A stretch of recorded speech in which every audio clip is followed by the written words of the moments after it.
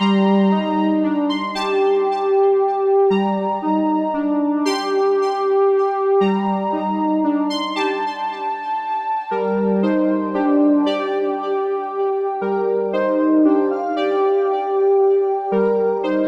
and welcome to SULKNATIONtv. In this episode, I'm going to discuss the mistakes that I've made attempting to be a driveway mechanic. In previous videos, I've mentioned I'm not particularly mechanically inclined. And yes, I have, in the ownership of my R53, taught myself how to do stuff. But whilst teaching myself, I've made mistakes. The first mistake was within the engine bay. It was in front of where I'm sat, the engine bay, where the engine is kept. And in that engine bay, I had a leak coming from my rocker/cam cover, however you want to refer to it. Rocker cover, cam cover. I'm going to refer to it as a cam cover. But I had a leak from it. So I was like, right, I'm going to replace the gasket. I'm going to do it myself. And while I'm at it, replacing the gasket, I'm going to replace all of the bolts of fresh stainless steel. And while I'm at it, it's a 15-year-old car. Let's replace the coil pack. And, oh, Mr. Retro Leads, I hear great things about you. Let's buy some 8mm HT leads rather than 7mm. Yes, I'm going to do that. I did that. It should have been simple. Should have been really simple. But there was a big mistake in there. As I was cinching my new coil pack down to my rocker cover, I over-torqued it and cracked quite badly the back of the cam cover. Now, that was annoying. It was annoying from the point of view of the fact that I'm going to have to now buy a new cam cover, but also I'm going to have to peel off the gasket I've just painstakingly put in there. I'm going to have to undo all of the new stainless steel bolts and take it apart. Once I received my new cam cover, it all went back together fine until I started cinching the bolts that hold the coil pack in place. And before I went too far, I went, how am I meant to know how much I'm torquing these down without cracking the cam cover? There must be something that indicates how tight you can make it. There must be some way of doing it without being an idiot and cracking stuff. Oh, there is. Oh, the bolts that I've replaced that hold the cam cover onto the block, they've got like these top hat spacer things that stop you from over torquing. Wouldn't it be sensible if the bolts that hold the coil pack in place also had them? And I've got these matchy red bolts and they don't have them. Maybe I should check my old bolts. Oh, they've got top hat spacers on. Oh, so if I'd actually looked in the first place, I wouldn't have needed to buy a new cam cover because I would have gone, oh yeah, they need to go on here. But I didn't look. I didn't pay enough attention. I made a big mistake. And thankfully, the crack that the cam cover made initially when I did break my first cam cover, it was loud enough for me to properly notice. So it's not like I drove and was losing pressure and was going to blow my engine. I realised that I'd messed up. Great, good.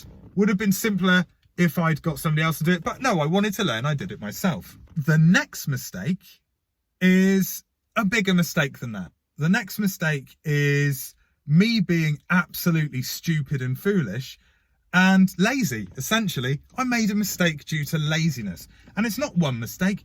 It's like 3 different mistakes all in the same area.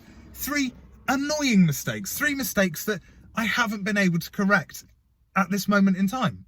And I'll tell you about them now. So, one morning, I was like, nah, I need to wash the car. I can't bother to wash it myself. I'm going to take it to a car wash.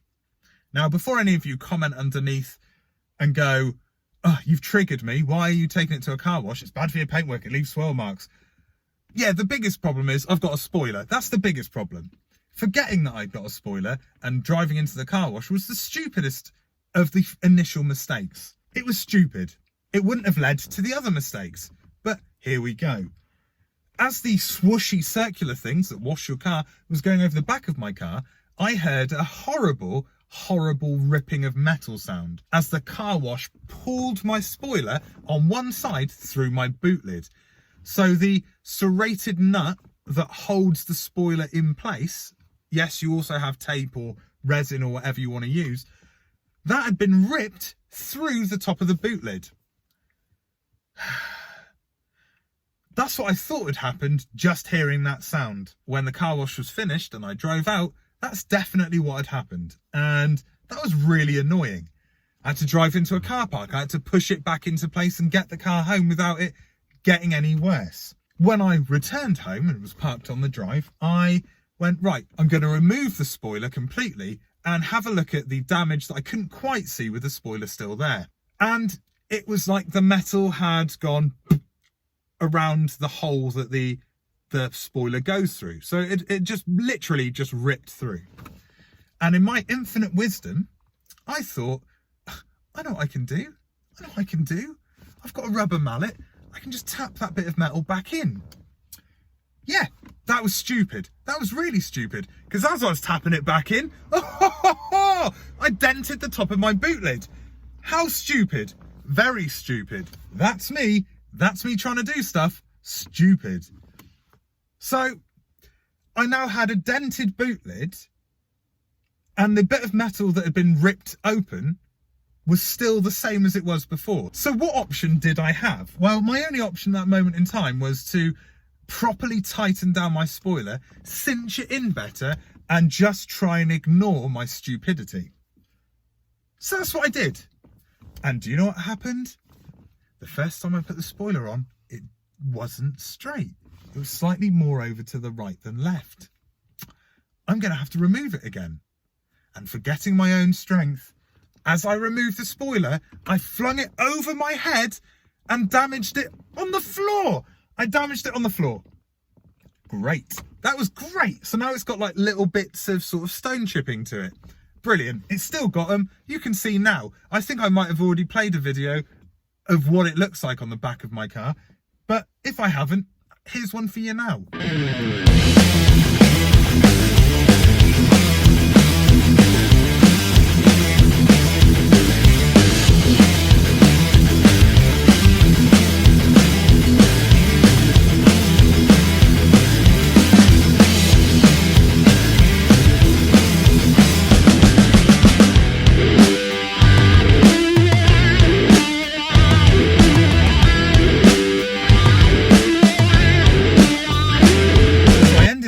Just because I was lazy and didn't want to wash my car, I ended up having a damaged spoiler and a damaged boot lid. Stupid me. Now, another mistake that I've made, and this one was, it's not a bad mistake. It's a mistake, but it's not a bad mistake, and then I've made it worse again. There's a running theme in this episode of me making mistakes that then lead to bigger mistakes, or bigger mistakes that then lead to more mistakes. However you want to put it, that's kind of what I've done. Have I learned from them? Yes. Can I do anything about this last one? Yes. Am I going to do anything about it at the moment? No. Because I made another mistake. So, as is a common fault with the BMW first gen Minis, the window motor and regulator that is behind your door card can sometimes fail. Obviously, it's a frameless window, so it drops when you open the door and goes up when you close the door. And without that frame, you need to make sure your motor and actuator are working properly, because that's where your watertight seal comes. Mine stopped working. Mine got to the point where every time I'd open the door, it would drop more and more, but wouldn't go up. It got to the point where it wouldn't go up at all, and I spent about 2 hours sweating trying to get it to work. And I managed to get it up, and I didn't drive the car until I bought a new motor and regulator setup. So, great. Should be a simple replacement. And initially, it was quite easy. I removed the door card and the trim from the door card. I then started unscrewing all the bolts that hold the motor and regulator in place and went, oh no, stop, there's a window still there. So I need to drop the window enough to be able to get these two circular, essentially threaded nuts unscrewed to release the window. You release the window, then you finish unscrewing the bolts and you remove the motor and regulator. I did that and put the new one in. Oh no, it wasn't that easy. I'm lying. It was, the window wouldn't go down any further, and I couldn't actually unscrew those threaded nuts to take the window out. And I ended up pushing the window, ended up pulling the window, trying to get it to where I could actually remove these threaded nut things. And it took a long time. But I removed them. The window came out fine. Now I can get back to the story. With the new one in place, screwed in place, I realised I was missing a screw.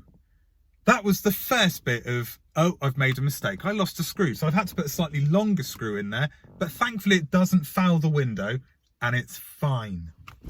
So I've got the new motor and regulator in place. Excellent. That's the hard bit. Or is it?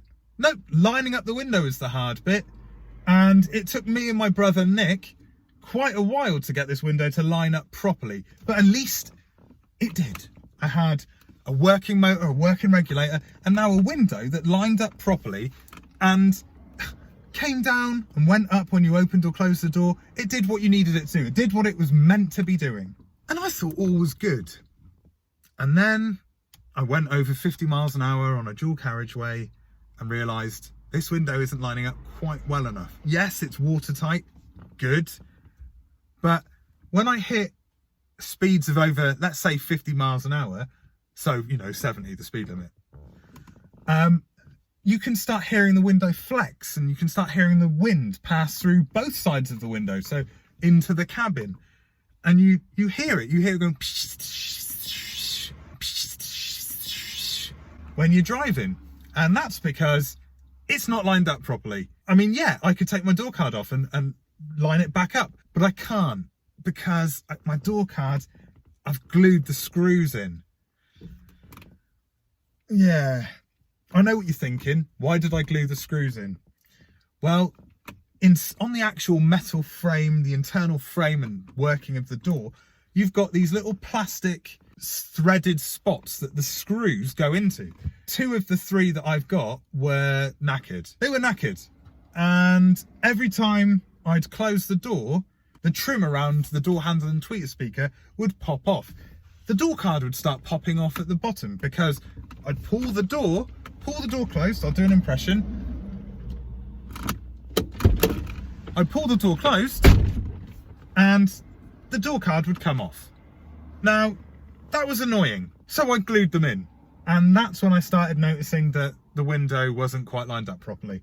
So mistake and another mistake and yeah, I could crack the glue, but then I'd probably have to get a new door card or at least try and find these threaded spots that I can't find thus far.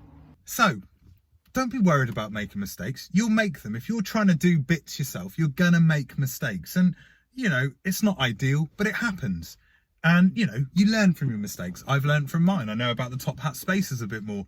I know not to take this car into a car wash, which, I still can't get over how stupid I was doing that, but it is what it is.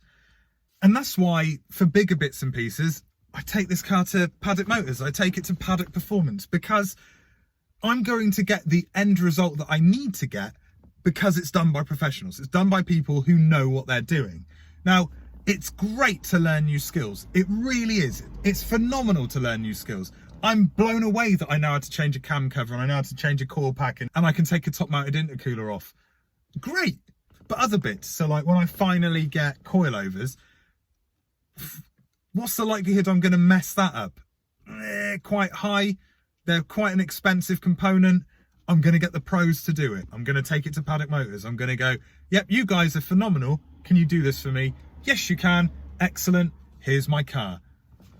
Worthwhile. Worthwhile every time. So anyway, that's the mistakes that I've made. As you can tell, they're pretty bad, and I'm not a mechanic. I'll always state the fact that I'm not a mechanic. I can do a bit, can't do a lot. And maybe that's just how I am in life generally. Can do a bit, can't do a lot. Anyway, I've been me, you've been you, and well done for that.